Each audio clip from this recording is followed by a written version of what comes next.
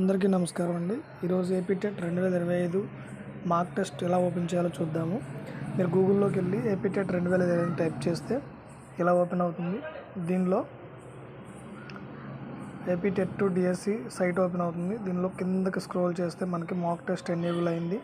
దాన్ని క్లిక్ చేయగానే ఇలా పేపర్స్ చూపిస్తుంది. Paper 1, paper 1A, paper 2A ఇలా చూపిస్తుంది. తెలుగు లాంగ్వేజ్ అన్నీ చూపిస్తుంది. నేనైతే పేపర్ 2Aని క్లిక్ చేస్తున్నాను, మ్యాథ్స్కి సంబంధించి. ఇది ఇలా ఓపెన్ అవ్వగానే మీకు యూజర్ నేమ్ పాస్వర్డ్ అడుగుతుంది. No need to type any user name password. మనం ఇక్కడ డైరెక్ట్గా సైన్ ఇన్ వెళ్ళిపోవచ్చు. సైన్ ఇన్ క్లిక్ చేయగానే మీకు ఇలా ఓపెన్ అవుతుంది. దీన్ని నెక్స్ట్ కొట్టాలి.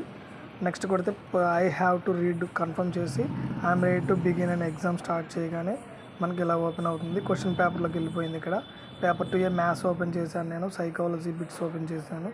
ఈ సైకాలజీలో 1 నుంచి మనకి 1, 2, 3, 4, 5 అలా 30 బిట్స్ ఉంటాయి వరుసగా. ఈ 30 బిట్స్ కూడా మనం ఇక్కడ చూడొచ్చు. 1, 2, 3, 4, 5, 6 ఇలా ఉన్నాయి. మనం క్వశ్చన్ చదువుకొని స్క్రోల్ చేసుకోవచ్చు. లేదు ఒక క్వశ్చన్ ఆన్సర్ రాకపోతే వేరే క్వశ్చన్కి వెళ్ళిపోవచ్చు. నేను 29th క్వశ్చన్ ఓపెన్ చేశాను, అలాగే 30th క్వశ్చన్ ఇది. ఇలా మనం ఏ క్వశ్చన్ కావాలంటే అది ఓపెన్ చేసుకోవచ్చు. ఒక్కరు 1 by 1 రాయాలని రూల్ ఏం లేదు. మనకు వచ్చిన క్వశ్చన్ రాసుకోవచ్చు డైరెక్ట్గా.